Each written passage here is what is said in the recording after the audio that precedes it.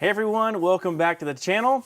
We are working on this Ford Econoline conversion van, and yeah, we've got a bunch of things that we're going to do to it. We're basically getting it working properly. So let's jump in and just go ahead and tell you what's going on.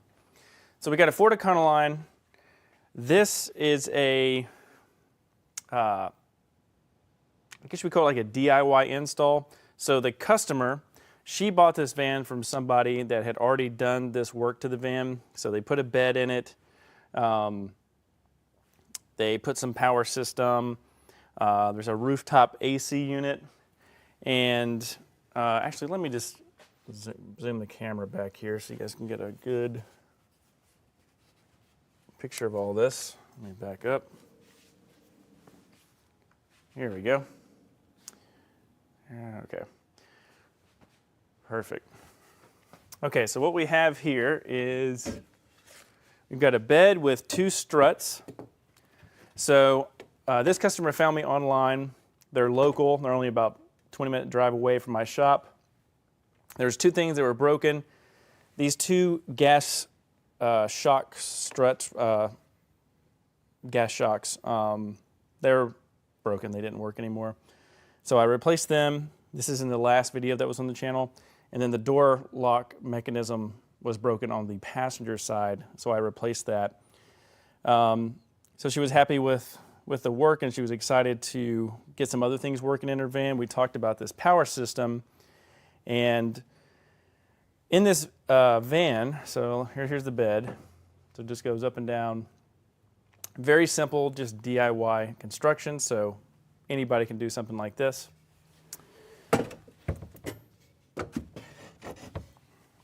So we did all those repairs, but in this van, there's two things in here. There's a rooftop AC unit, which is a 110 volt unit, and then back here in the back, we have a Hisense 120 volt fridge, and there are two outlets that are 120 volt.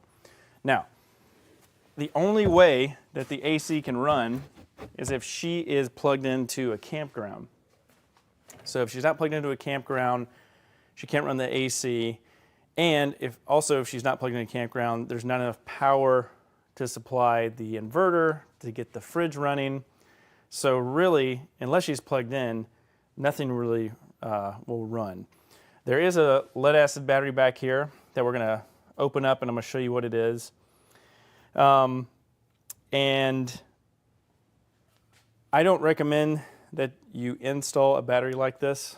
If you have a lithium battery, those are sealed. If you have a sealed AGM, that's good. This one is not. So this is a lead acid battery. And what the previous owner has done is tried to, or whoever installed this, they put this box here with a vent line to vent out any of the gases outside the van. But these seals are worn out, so it's not the safest thing. So I kind of pointed that out and said, hey, you know, she wanted the fridge to actually run so she could use it without being plugged in. That's very obvious. That's what we do here.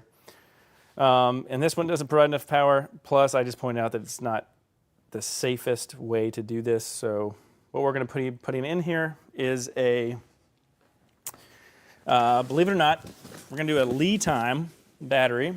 If you guys watch Will Prowse DIY Solar channel, he does a lot of battery reviews and cuts the batteries open, checks for low temperature disconnect operation and stuff like that.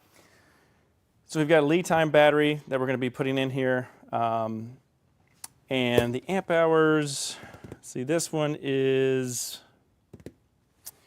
I think it's 230 amp hours, 230 amp hours. So this should easily run the fridge for a weekend. On top of that, we are installing a new inverter charger. So the inverter charger is a 2,000 watt Renogy inverter charger. Now I put a 3,000 watt inverter charger in one of the vans that I sold, the Glacier build. And then this one is, it's not a 3000, it's a 2000. And I did that because the 3000 weighs a lot. It's like almost 70 pounds. But it's more of a space issue in this van. So this one's a little bit more compact. But what we need is we need the inverter charger, because when she's plugged into shore power, I want it to charge the lithium battery. She does have a solenoid activated charger. But what we want to do is we want to use the plug to charge it. Because we want to get away from the engine charging just in this particular application, because that's what we want to do. All right, next we are going to come down here and we're going to modify the this breaker panel. So we're going to rewire it into the inverter charger, so that way when we have the battery, when it's not connected, we can turn on the inverter, run it off the battery, and then this will be our, we'll keep this distribution box. We won't have to actually take this out, for example. Oh yeah, let me backpedal just a little bit. We are going to be doing DC to DC charging, and so we're going to be doing this Renogy 30 amp DC to DC charger. And what's cool about this one is this one has an auto sense for the 12 volt line. So that way we don't have to do an ignition line. So we'll verify that that works with this one. I know it works with the 50 amp version. This is a 30 amp version. They're pretty much the same thing. But we're going to be using this because it's just a nice all-in-one solution. And in the event that she actually wants to upgrade to a solar panel or have solar panel capabilities, this has a built-in MPPT solar charge controller. So, connecting this to the engine so that the solenoid operated 6-gauge wire coming to the back, this will convert it to the lithium battery charging profile. It'll charge the battery. This is for when she's plugged into shore power. The inverter charger portion of this, the charger portion, will charge the battery. So we get those two charging options. When this is on, she'll be able to run the air conditioning. She'll be able to run the fridge. And yeah, that's the plan. So this box is going to go here. And this lithium battery, we're going to try to fit it right here. I've already measured before I ordered it, so we should be good on that. And then we will have to go and put the inverter underneath the bed. It will take away a little bit of storage, but that's what we got to do to make it work. So this video is essentially just going to be disassembling the van and getting it ready to accept all these new toys. So, yeah, so we're going to get started taking stuff apart.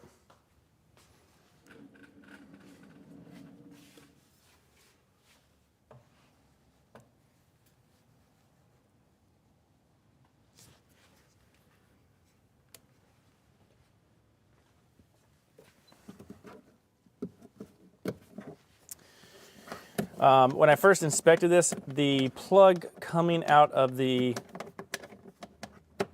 side of the van, it looks a little dangerous, so I'm going to talk to her about that.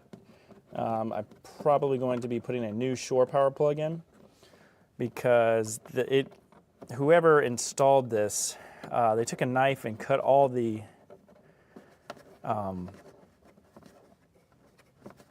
like sheathing around the rubber around the cord, and so the cord has been cut and it just keeps let me double check the YouTube real quick. Whoever installed this, no signal, took a knife and cut all. Hold on. All right, What's going on with this camera? Camera is okay. Why do we have no signal?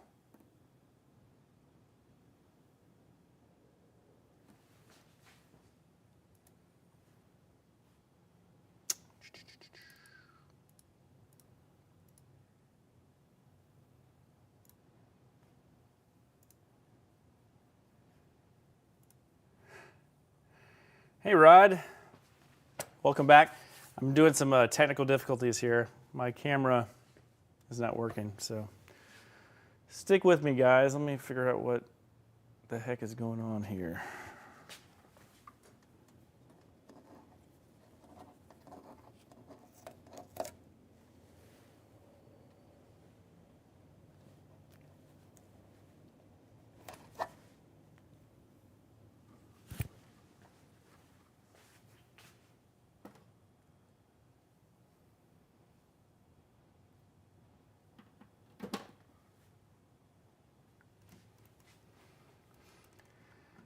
Okay, hold on, it's gonna go off for just a second.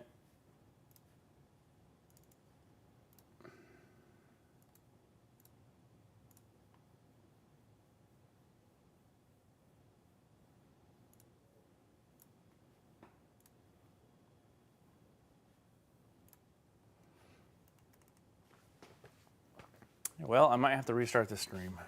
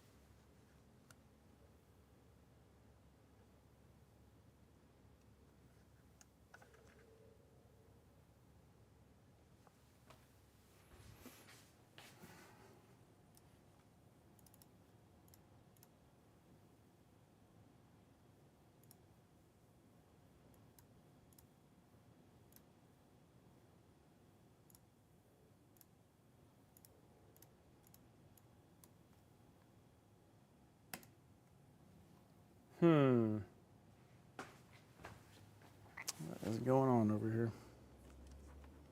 Let's see, we don't need that. Let's take that out.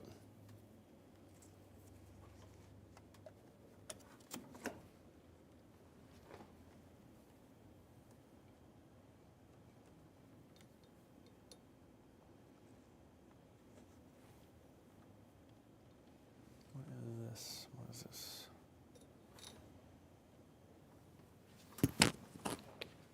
Okay, let's take this out.